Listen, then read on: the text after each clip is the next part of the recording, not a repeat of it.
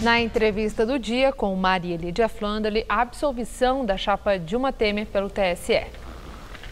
Entrevista o advogado e professor de Direito Eleitoral da Fundação Getúlio Vargas, Diogo Reis. Muito obrigada, professor, por estar conosco. É um prazer, é meu. Bom, são muitos os comentários predominando crítica em relação à absolvição da chapa Dilma Temer pelo TSE.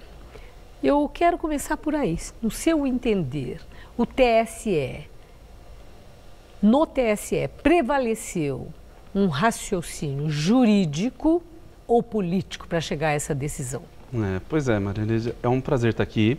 E essa pergunta é uma pergunta extremamente difícil, porque o processo envolve muitos atos. É necessário olhar para aquele processo e pensar um pouco em toda essa curvatura.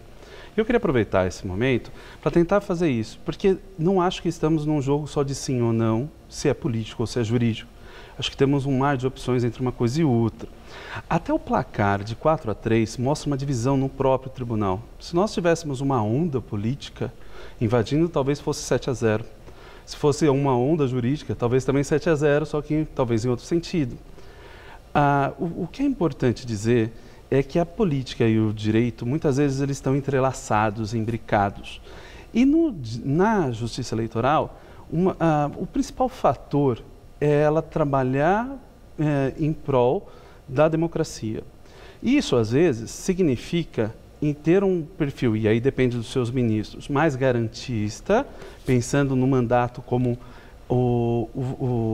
um valor ou uma questão que apenas poderia ser sobreposto num caso extremamente excepcional, ou ainda um perfil mais ativista, um perfil mais firme, onde o mandato ele é relevante, porém ele está sujeito àquela operação toda da justiça, no sentido de lisura, de rigidez eleitoral. Bom, exatamente pela questão da lisura no processo eleitoral é que essa polêmica toda está bombando, principalmente nas redes sociais.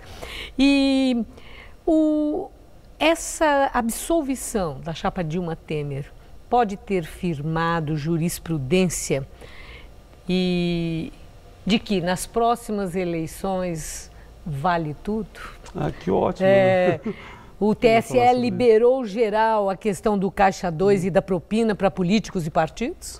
Bom, que ótimo poder falar sobre isso, não pelo que tem acontecido, mas pela chance de falar sobre isso. Trabalho muitos anos com o direito eleitoral em si e posso lhe garantir que, na verdade, não foi uma virada jurisprudencial como possa ter parecido. Não foi? Não, não foi. Nós temos, o impeditivo não foi a existência ou não de Caixa, foi a formação processual e a sua estabilidade. Só para a gente poder voltar um minuto, porque isso vai ser bem importante para o desenrolar da questão. A sustentabilidade, o senhor falou? Não, o desenvolvimento do processo é a sua estabilidade. Estabilidade. Isso, porque o que acontece? Esse processo ele iniciou lá em 2014, porque é só o prazo que se tem para esse tipo de ação, e ele tinha um conjunto de provas e de fatos. Em 2015, teve uma decisão para prosseguir o processo. Sim. O que, sinceramente, essa decisão me parece ter surpreendido mais a Justiça Eleitoral do que a atual, embora não tivesse quase ninguém olhando, ou pelo menos não tantos quanto hoje. Por isso que eu digo que é importante ver se o ponto fora da curva é a decisão de 2015 ou a de hoje. Por que isso?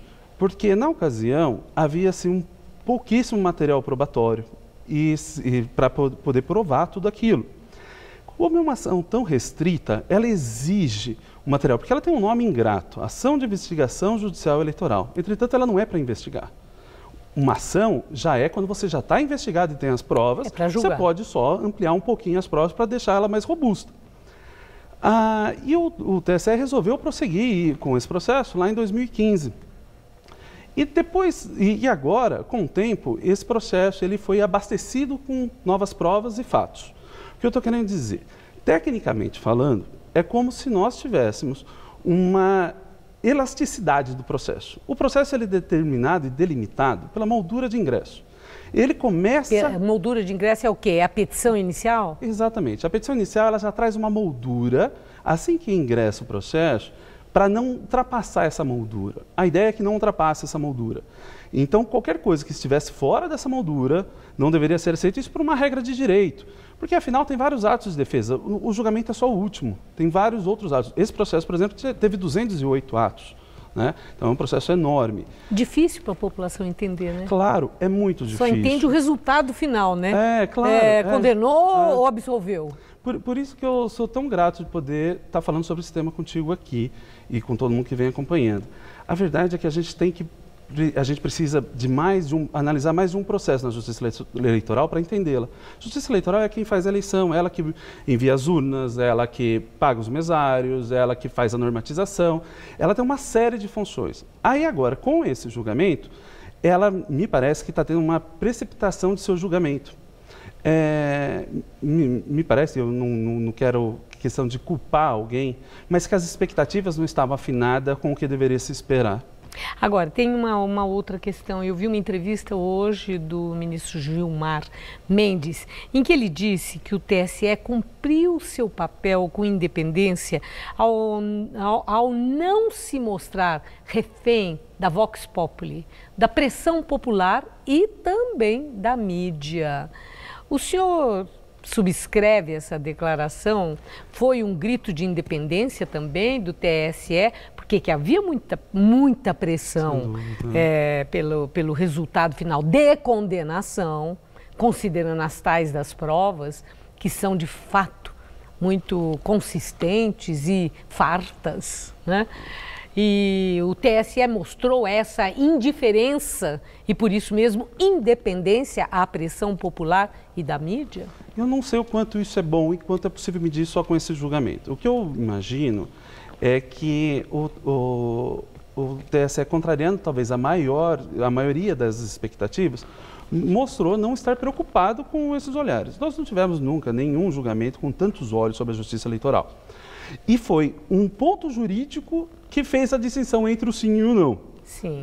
Agora, eu não sei se seria possível dizer que venceu, não sei se esse era um dos objetos, mas me parece claramente que contrariou a expectativa, talvez, da maioria. Certo. Bom, nosso tempo terminou. Poderíamos ir longe com essa conversa. Pois é, muito obrigada, professor. Eu que agradeço. Obrigada, Maria, é um prazer valeu. estar aqui. Até logo.